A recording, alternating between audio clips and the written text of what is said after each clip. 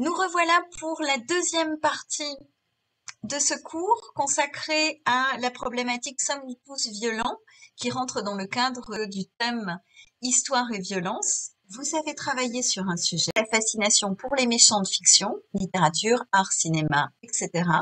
Vient-elle de ce qu'ils nous ressemblent? Je vous propose donc une correction de ce que vous avez fait. Plutôt que de vous proposer une problématique toute rédigée, je vais prendre le temps de réfléchir avec vous à la façon dont je mène ma propre réflexion. Première chose, je constate que le sujet nous pose comme préalable que le méchant fascine. Donc il ne s'agit pas de se demander si le méchant fascine ou non. Le sujet suppose que c'est un fait entendu, on ne le remet pas en question. Pour autant, il ne s'agit que des méchants de fiction. Donc on n'entre pas dans le débat sur la fascination du mal dans le réel.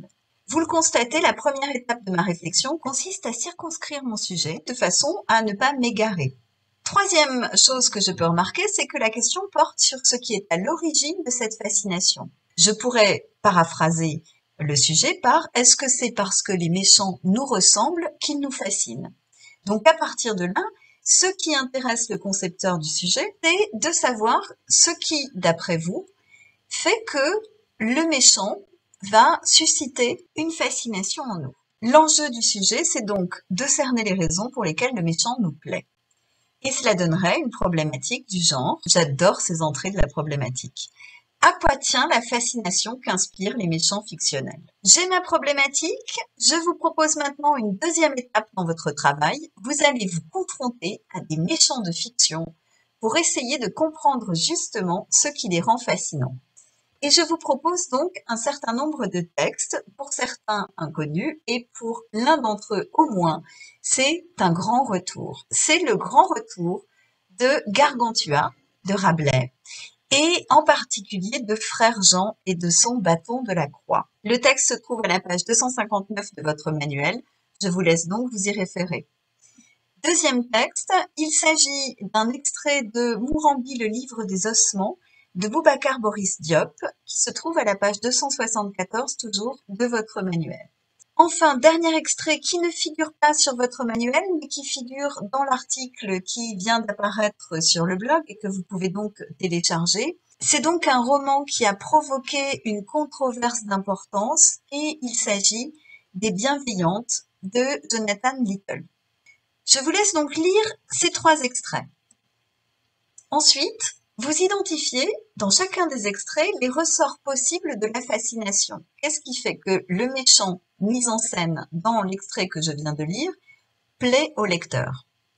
Troisièmement, vous composez et vous proposez un plan détaillé d'essai. Je veux donc 3 arguments si vous faites un plan en 3 parties, ou bien 4 arguments si vous faites un plan en 2 parties. Pour chaque argument, un exemple. Alors, vous essayez de vous appuyer en particulier sur les œuvres que j'ai données, mais vous voyez bien que il va vous falloir entre 6 et 8 exemples, donc les œuvres ne suffiront pas, il va falloir aller chercher dans votre culture personnelle. Et pour chaque exemple, quelques mots d'analyse qui me permettent de comprendre comment vous les reliez à votre argument. Vous pouvez faire votre travail tout seul et le déposer dans les commentaires du blog avant 15h30. Heure à laquelle apparaîtra une dernière vidéo qui vous proposera une correction et vous ne l'avez pas oublié et moi non plus, un petit cadeau bonus. Ou bien, vous pouvez faire votre travail en groupe. Alors, pour faire votre travail en groupe alors que vous êtes chacun chez vous, vous allez simplement vous rendre sur Teams et vous savez que sur Teams, on l'a fait déjà.